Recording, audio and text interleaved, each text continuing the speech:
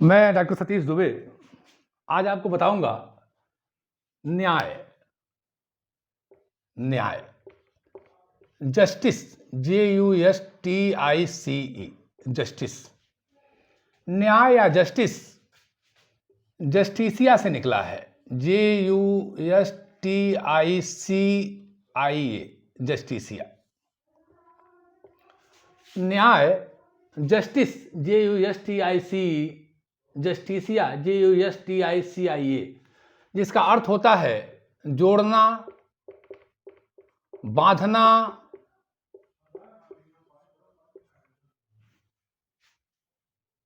To bind, जोड़ना, बांधना, एक साथ करना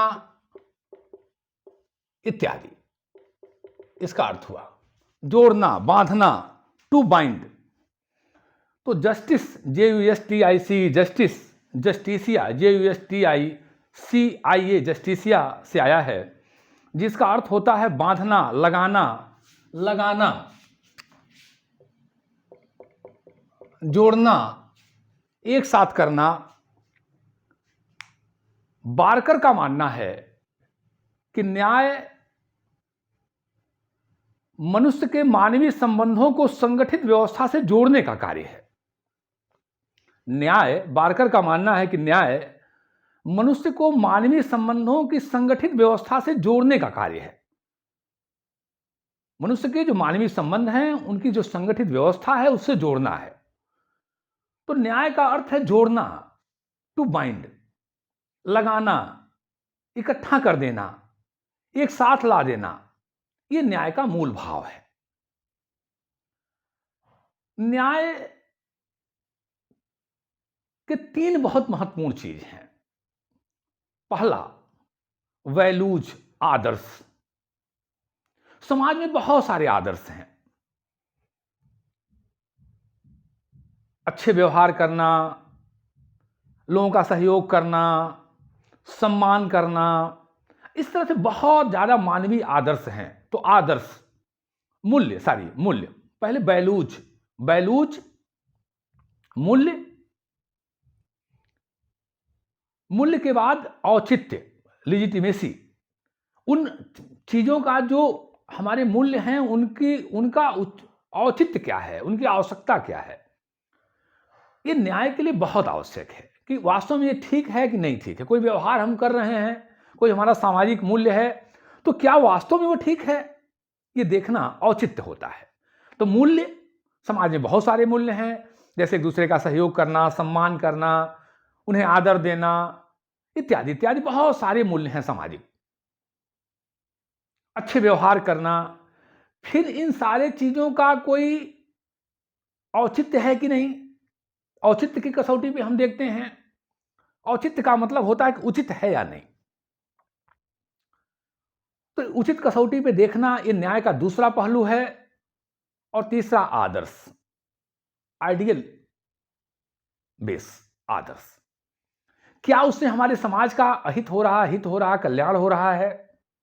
संपूर्ण समाज का ध्यान में रख करके इन बातों को देखा जाता है। तो ये हमारे न्याय के प्रमुख तीन स्वरूप लिए हुए हैं न्याय। मूल्य, औचित्य और आदर्श। इन तीन चीज उसमें समाहित हैं न्याय में। इन तीन चीजों का होना न्याय के लिए बहुत आवश्यक है। इसकी चर्चा मैं आगे भी करूंगा और आपको ध्यान में रहे कि ये तीन चीजें होना न्याय के लिए बहुत आवश्यक है। वैल्यू, लिजिटिमेसी, औचित्य एंड आइडियलिस्ट फॉर्म, आदर्श होना, आइडियलिस्टिक। एक चीज और क्लियर कर दूं कि न्याय कभी एब्सोल्यूट नहीं होता, पूर्ण नहीं होता है, बल्कि वो रिलेटिव होता है, सापेक्ष होता है। समय के साथ उसे उसकी मान्यताएं बदलती हैं। समय के साथ उसके ऊपर मुहर अलग अलग लगती है। हो सकता है आज समाज का जो न्याय का स्वरूप है वो पहले न रहा हो, पहले जो रहा हो आज ना हो। ये ध्यान रखने की बात है। न्याय की चीजें समय के साथ परिवर्तित होती हैं।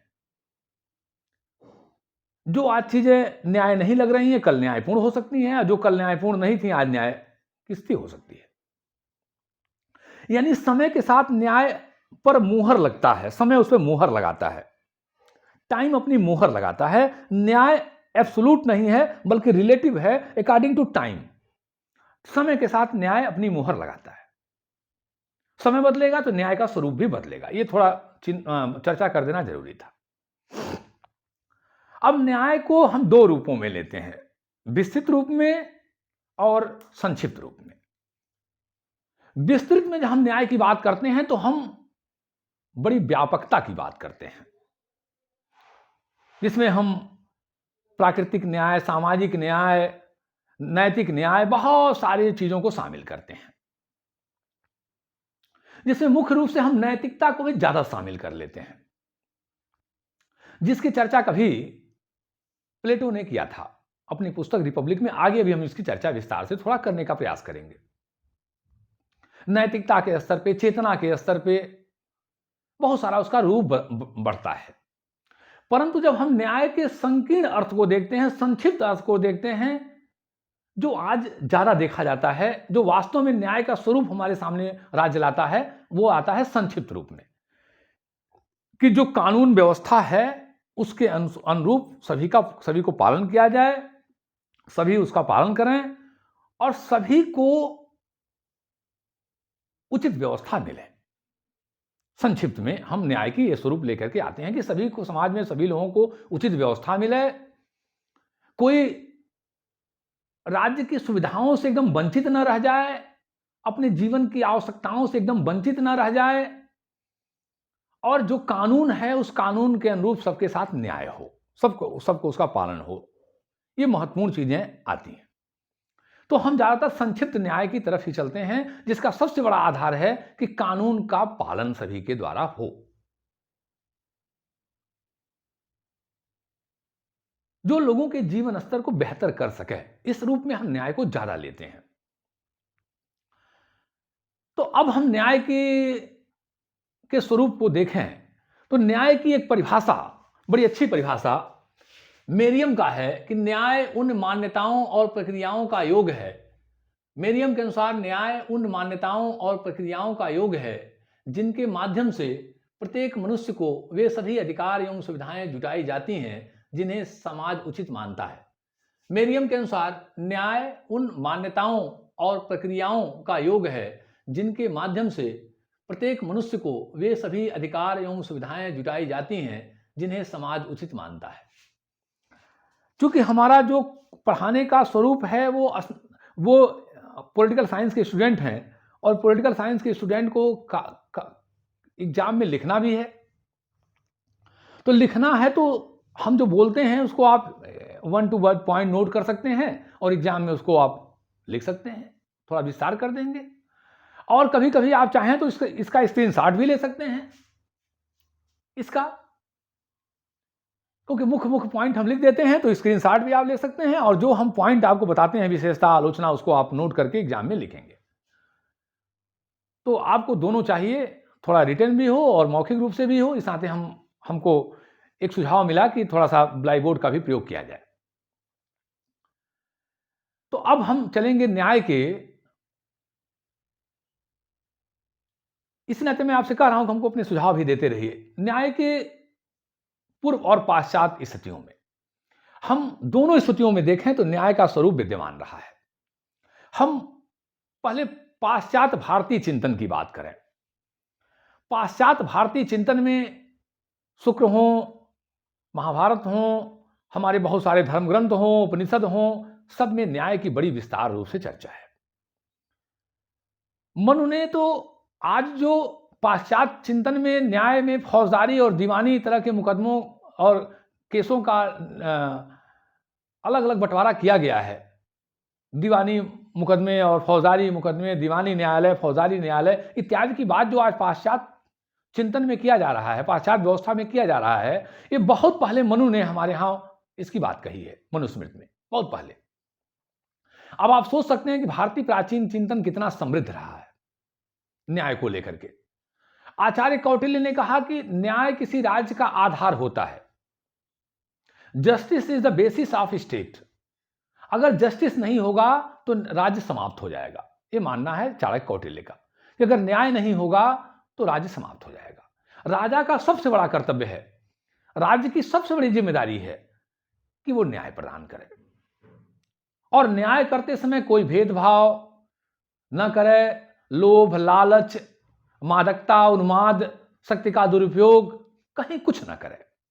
राजा को एकदम निष्पक्ष होकर के, शासन चालक को एकदम निष्पक्ष होकर के, एकदम तराजू पे बैठ करके बिल्कुल पलड़ा, कि दोनों पलड़ा बराबर हो, ऐसा न्याय करना है।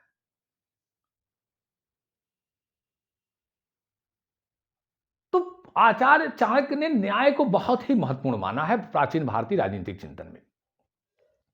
न्याय को राज्य का आधार माना है। अब हम चलें पाश्चात्य चिंतन में, तो पाश्चात्य चिंतन में सोफिस्टों ने भी न्याय को महत्वपूर्ण माना। सोफिस्ट मैंने आप बार बार चर्चा किया हूं, यूनानी चिंतन का।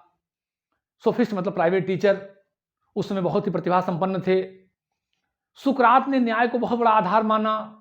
सुकरात के शिष्य प्लेटो ने न्याय की बहुत व्यापक चर्चा किया, जो मैं कभी विस्तार से चर्चा करूंगा।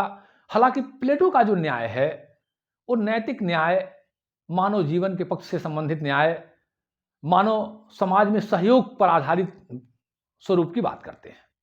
उनका न्याय थोड़ा दूसरे तरह की हो जाता है, कर्तव्य पालन, सामाजिक हित, सामाजिक सहयोग पे चले जाते हैं। उसकी भी हम चर्चा करेंगे। फिर बाद में, और प्लेटो की पुस्तक का नाम ही है रिपब्लिक, इतनी ज्यादा न्याय से प्रभावित हैं, उसका नाम ही है, सेकंड नाम, दूसरा नाम, उपशीर्षक the concerning justice, the concerning justice. तो प्लेटो का न्याय जो है थोड़ा दूसरे तरह का है।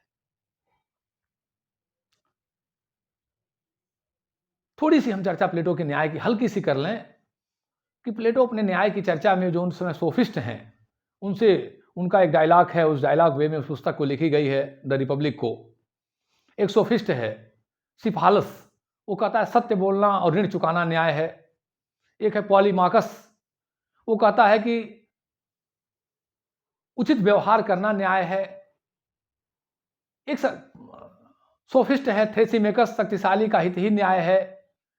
एक सोफिस्ट है ग्लाउकन, कहता है कि न्याय भय का शिशु है।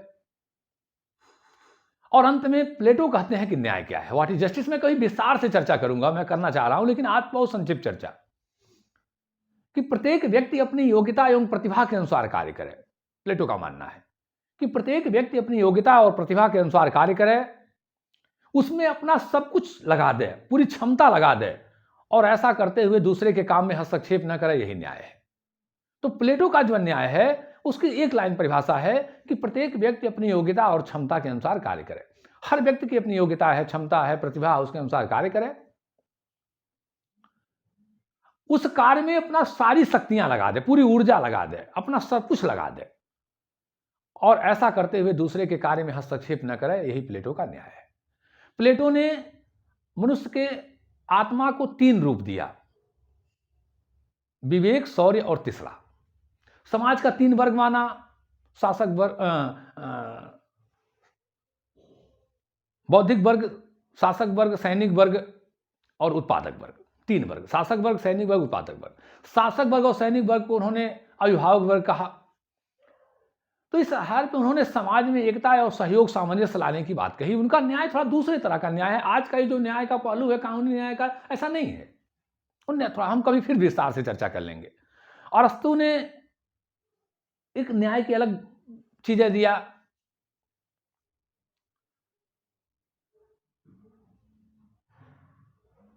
मध्ययुग में संत थॉमस एक्विनास ने कानून और न्याय को बहुत आवश्यक माना।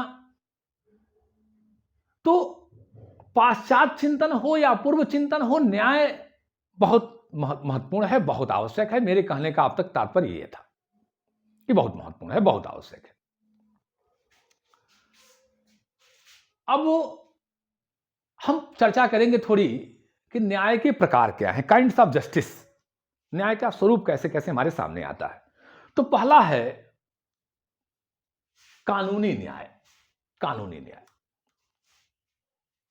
कानूनी न्याय के 2 रूप हैं, कि कानून न्याय संगत हो। पहला, कानून राज्य को चाहिए ऐसा बनाए जो वास्तव में ठीक हो, समाज के हित में हो। अगर राज्य कानून जो बनाएगा और वो जबरदस्ती, भय से, दबाव से पालन कराएगा तो वो ठीक नहीं होगा।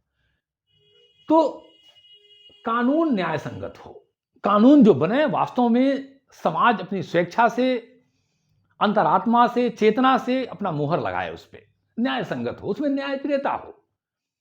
भारत में अंग्रेजों ने जो कानून बनाए, बहुत सारे कानून कुछ अपवाद को छोड़ दिया है तो बल से आधारित थे, ताकत के बल पे। उसका परिणाम हुआ कि उन्हें बहुत ज्यादा समस्या आई, जगह जगह विद्रोह, जगह जगह। तो कानून न्याय संगत हो। कानून बनाते समय शासन को यह चाहिए कि उसकी न्याय की कसौटी पर जांचे और परखे, अगर ठीक हो तो उस कानून का निर्माण किया जाए, कानून न्याय संगत हो। ये पहली शर्त है। और दूसरा शर्त है कि न्याय कानून के अनुरूप हो, न्याय कानून के अनुरूप हो, न्याय कानून के अनुरूप हो। न्याय कानून के अनुरूप हो, इसका मतलब यह हुआ कि सबको न्याय मिले, न्याय सुलभ हो, सस्ता हो, आसान हो। आज पूरी दुनिया में पूंजीवादी व्यवस्था का वर्चस्व है, और जो पूंजीवादी व्यवस्था में जो बड़े लोग हैं, पूंजीपति लोग हैं, पूरी न्याय व्यवस्था को हाईजैक कर ले रहे हैं। हम भारतवर्ष की चर्चा करें तो भारतवर्ष में निष्पक्ष न्यायपालिका है, इतना महान हमारा संविधान है, इतने महान हमारे संविधान निर्माता थे, डॉक्टर अंबेडकर साहब और राजेंद्र प्रसाद जैसे महान विद्वानों ने इन्हें बनाया है।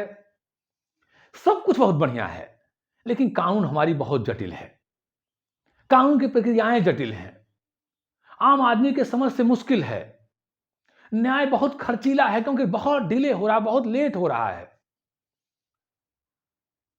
न्याय पाते पाते लोग चले जा रहे हैं इस दुनिया से, और जो न्याय विलंब से मिलता हो वो अन्याय का ही एक रूप है। ध्यान रखिएगा, जो न्याय विलंब से मिलता हो उसका दूसरा नाम अन्याय ही, उससे अच्छा तो अन्याय, और वो एक ही तरह है। लेट से मिले न्याय का क्या मतलब? हमारे हेड साहब प्रोफेसर सी सिंह साहब एक कहानी सुनाया करते थे कि जवानी में एक महिला का पति बहुत तंग किया करता था, और उसने कोर्ट में मुकदमा दिया, केस दिया कि जज साहब हमारा पति बहुत परेशान करता है और हमें अलग जीवन जीने का अधिकार मिले। फैसला सुनते सुनते महिला बूढ़ी हो गई, सम्मन गया घर कि भैया आपको कोर्ट आना है। महिला हिलते कांपते कोर्ट पहुंची। जज ने कहा भैया आपको खुशी हो कि आपका वो मुकदमा मंजूर कर, आपका एप्लीकेशन मंजूर कर लिया गया है, मुकदमा आपके पक्ष में है, अब आपको आपके पति से मुक्ति मिलेगी। महिला ने कहा जज साहब आपका आदेश था, हम कंटेम्प्ट ऑफ कोर्ट न्यायालय की अवमानना के नाते आए हैं, नहीं तो हम क्या करेंगे इस बुढ़ापे में तलाक लेकर के? जब जवानी था तो आपकी व्यवस्था ने तलाक दिया ही नहीं, अलग रास्ता जीवन जीने का अधिकार दिया ही नहीं। अब हम इस बुढ़ापे में एक तलाकशुदा महिला का लेबिल लगा के क्या करेंगे? बढ़िया है, रहने दीजिए, अब आपको प्रणाम, मैं चल रही हूं। चली गई वो महिला। हमारे देश में न्यायपालिका में न्याय पाने में वर्ष कितना समय लग जा रहा है कि आदमी मर जा रहा है, बूढ़ा हो जा रहा है। ऐसे न्याय का क्या मतलब है? पूंजीपति वर्ग न्याय पे कब्जा किया हुआ है, पूरी न्यायपालिका को हाईजैक कर लिया है, उसकी फाइलें धड़ाधड़ सुनी जा रही हैं, फीस बहुत महंगी है। हालांकि हमारे यहां निःशुल्क न्याय की बात है राज्य के नीति शासक तत्वों में, लेकिन कहां उसका पालन है भैया? कहां पालन है बताइए? कहीं पालन है? नहीं है। तो जब कहीं पालन नहीं है तो न्याय मिलकर कैसे मिलेगा आपको? न्याय बहुत खर्चीला है, आम आदमी के पहुंच से बढ़िया है। अरे अभी तो और आपको बताऊं कि हमारे पूर्व जस्टिस काटजू साहब ने कहा था, सुप्रीम कोर्ट के पूर्व जस्टिस काटजू साहब ने कहा था कि अगर आप गरीब हो तो भारत में न्याय की उम्मीद मत करिए और न्यायपालिका से दूर रहिए। ये सुप्रीम कोर्ट के जजेस साहब कह रहे हैं। सच्चाई है, बताइए आप क्या स्थिति है? तो न्याय, जब तक हर गरीब आदमी को न्याय सुलभ नहीं होगा, निःशुल्क न्याय की व्यवस्था नहीं होगी, न्याय त्वरित नहीं होगा, उसका टाइम बाउंड कर दीजिए भाई। 2 साल, 4 साल, 5 साल, कोई केस का कितना साल आप लगाएंगे? 5 साल टाइम कर दीजिए, 6 साल टाइम कर दीजिए, 10 साल टाइम कर दीजिए। ऐसे ही बस आइए जाइए। एक आदमी ने कहा अदालत का होता, आइए दीजिए लीजिए तारीख, आइए दीजिए लीजिए तारीख, क्या न्याय मिलेगा? तो न्याय कानून के अनुरूप हो, यानी न्याय सबके लिए उपलब्ध हो, गरीब से गरीब आदमी न्याय पाए, समय से पाए, उसकी उपलब्धता हो, उसकी समझ हो, समय से मिले, ये सारी व्यवस्था न्याय में होनी चाहिए। नहीं तो फिर पूंजीवादी देशों में न्याय मजाक बन के रह जाएगा। अगर आम जनता को समय से न्याय नहीं मिला, दूसरा न्याय है राजनीतिक न्याय, पॉलिटिकल जस्टिस। राजनीतिक न्याय का मतलब है कि जो हमारा विधान बना है, कानून बना है कि कोई भी व्यक्ति चुनाव लड़ सकता है, कोई भी व्यक्ति प्रत्याशी हो सकता है, मत दे सकता है, योग्यता के अनुसार सार्वजनिक पद प्राप्त कर सकता है, सरकार की आलोचना कर सकता है, सरकार के साथ स्वतंत्र चिंतन द्वारा बातचीत कर सकता है, ये उसे मिलना चाहिए, ये उसे मिलना चाहिए। अगर सिर्फ किताबों तक है तो क्या फिर मतलब है? फिर संविधान में है, प्रणाम कर लीजिए, जय हो संविधान महाराज की। अगर उसका व्यवहार में पालन नहीं है, बाहुबली लोग किसी गरीब आदमी को चुनाव में खड़ा न होने दें। अभी हमारे यहाँ देखा रहा हूँ, चुनाव हो रहा उत्तर प्रदेश विधानसभा का, बड़ा मुझे मजाक लगता है, गरीब आदमी चुनाव ही नहीं लड़ पाएगा। मैं तो सोच रहा था पर्चा दाखिला करूँ, सुना भैया इतनी लंबी फीस है, मैंने प्रणाम कर लिया चुनाव आयोग को। कब सुधार आप में होगा? कब आप राज्य की व्यवस्था से चुनाव करवाएंगे? झमाझम चुनाव, जिसके पास पैसा है लड़ रहा है। अरे भाई, हम ईमानदारी से चुनाव की बात करें तो 15,000 औसत कितना सब आपको पर्चा दाखिला वगैरह करना है ना, कहाँ से लाएंगे बताइए? वो खाने को भोजन नहीं है। जब तक आम आदमी चुनाव में नहीं आएगा, अभिनव अग्निहोत्री जी कहते हैं कि ननकू और रज्जाक की बात, तब तक ननकू और रज्जाक आम आदमी एकदम बिल्कुल जाके चुनाव निर्वाचन में नहीं भाग लेने लगेगा, तब तक देश का लोकतंत्र सफल नहीं होगा।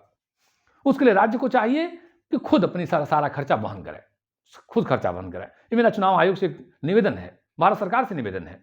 राजनीतिक न्याय तभी संभव है जब हर आदमी को जो राजनीति में अवसर आपने संविधान में दिया है, वो गरीब से गरीब, कमजोर से कमजोर आदमी उस कार्य को कर सके। कैसे चुनाव लड़ेगा रज्जू? शाम को भोजन नहीं है, पत्नी रोटी का इंतजार कर रही है, 2 किलो चावल लेके शाम को आएंगे, चुनाव लड़ देगा क्या वो? फिर मजाक आपने क्यों बनाया संविधान का? चुनाव आयोग को चाहिए कि राजनीतिक व्यवस्था के अंतर्गत गरीब से गरीब आदमी जाके चुनाव लड़ने की व्यवस्था वो करें, प्रचार प्रसार की व्यवस्था करें। ये आप खर्चा उठाइए, झमाझम बड़े लोग लड़ रहे हैं चुनाव। तो ये राजनीतिक न्याय तब है जब जो चीजें हमको आज संविधान में दी जा रही है वास्तव में उसका पालन हो। अब हम सामाजिक न्याय की बात करते हैं। सामाजिक न्याय का मतलब है किसी भी तरह का भेद, चाहे काले गोरे का भेद हो, तो सामाजिक विशेषाधिकार हैं। हम ऊंचे परिवार में जन्म लिए, ऊंचे धर्म में लिए, ऊंचे पुरुष के नाते, महिला के नाते, ये सारे विभेद समाप्त हों। चाहे काले गोरे का विभेद हो, चाहे जाति का विभेद हो, चाहे धर्म का विभेद हो, चाहे महिला पुरुष का विभेद हो, सबको समाप्त किया जाए, सबको समाप्त किया जाए, तब जाके सामाजिक न्याय होगा। रंग के आधार पे, जाति के आधार पे, धर्म के आधार पे, महिला पुरुष के आधार पे ना, कोई भेद नहीं चलेगा। ये सामाजिक न्याय का मतलब हुआ कि समाज में किसी भी तरह का कोई भी विशेषाधिकारों की समाप्ति करिए आप। और भारत जैसे देश में बहुत आवश्यक है, मैं बहुत ईमानदारी से कह रहा हूं, भारत जैसे देश में सामाजिक न्याय की बहुत आवश्यकता है। ये दबे कुचले, शोषित, वंचित लोगों को उठाइए आप, न्यूनतम आवश्यकताओं की पूर्ति कीजिए आप, और विशेषाधिकारों की समाप्ति कीजिए। अगला हमारा है आर्थिक न्याय।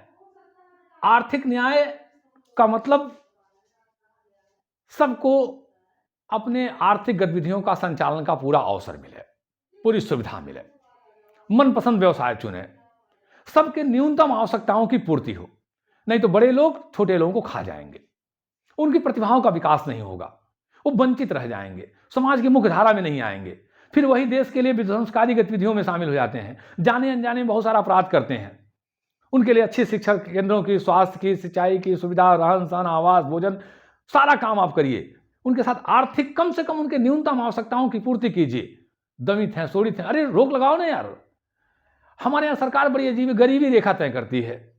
अरे प्रोफेसर लास्की से कुछ प्रभावित होइए और अमीरी रेखा लगाइए। अगर मैं सत्ता में आता तो अमीरी रेखा लगाता, अमीरी रेखा लगाइए, गरीबों के जीवन स्तर को उठाइए। लास्की ने कहा था कि जब तक आपका पड़ोसी भूखा है, आपको स्वादिष्ट भोजन का अधिकार नहीं है। अरे गरीबी रेखा वाला नाटक बंद कीजिए और अमीरी रेखा लगाइए। अमीरी रेखा लगाइए और एक टैक्स लगा करके उनकी संपत्ति को रोकिए, गरीबों के जीवन स्तर को ईमानदारी से उठाइए। जिस दिन वो उठ गए उस दिन देश हमारा टॉप पे पहुंचेगा। उस हमारे समाज में जो शोषित, वंचित, पीड़ित हैं, उनके जीवन को उठाइए, उनके न्यूनतम आवश्यकताओं की पूर्ति कीजिए। ये आर्थिक न्याय है। अब इसके बाद अब मैं थोड़ी चर्चा करूंगा सामाजिक न्याय को थोड़ी विस्तार से, सोशल जस्टिस, क्योंकि हमारे यहां सेमेस्टर में एक चैप्टर ही है सोशल जस्टिस, सामाजिक न्याय। सामाजिक न्याय का मतलब हुआ कि समाज में जितने विभेद हैं उनकी समाप्ति करिए।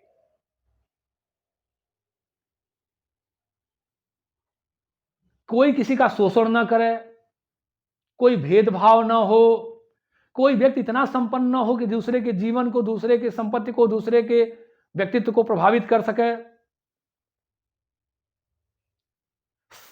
कानून के माध्यम से सबके जीवन स्तर को उठाइए, शोषण को रोकिए, समतावादी समाज की स्थापना कीजिए, समता युक्त समाज, जो भगत सिंह जी का सपना था, समता युक्त समाज, बाबा साहब का सपना था, समता युक्त समाज की स्थापना कीजिए, शोषण विहीन समाज की स्थापना कीजिए, व्यक्तित्व विकास का पूरा अवसर दीजिए, जो व्यक्ति चाहे उसके न्यूनतम आवश्यकताओं की पूर्ति कर दीजिए, शिक्षा के माध्यम से, स्वास्थ्य के माध्यम से, भोजन के माध्यम से, आवास। अरे भाई, न्यूनतम आवश्यकताओं की तो पूर्ति करो भाई, छोड़ दीजिए बहुत बड़ी आवश्यकताओं की पूर्ति। हम महल देने की बात नहीं कर रहे, फ्लैट देने की, उनके न्यूनतम चीजों की पूर्ति कीजिए। सामाजिक न्याय का मतलब है कि समाज के हर दबे कुचले लोगों की न्यूनतम आवश्यकताओं की पूर्ति हो, जिससे वो अपने व्यक्तित्व का विकास कर सकें, जिससे वो अपने समग्र भावनाओं का विकास कर सकें, अपने प्रतिभा का विकास कर सकें। और तीसरी बात मैं कहना चाहूंगा सामाजिक न्याय की, कि जो हमारे समाज में विभेद हैं, जाति के आधार पे, महिला पुरुष के आधार पे, रंग रूप के आधार पे, सारे विभेदों को समाप्त कीजिए, प्रतिबंधित कीजिए, बैन कीजिए। हमारे संविधान ने बहुत अच्छे कदम उठाए हैं, महिलाओं के लिए बहुत सारी सुविधाएं दिया, आरक्षण की व्यवस्था और सब तमाम चीजें।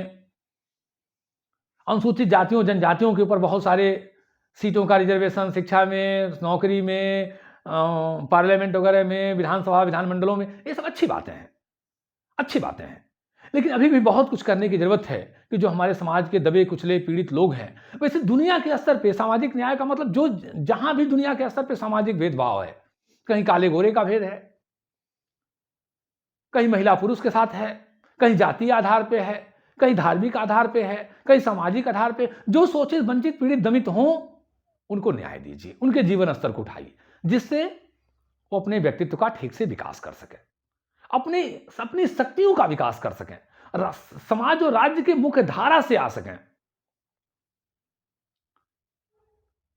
उनके व्यक्तित्व का लाभ हमारे समाज और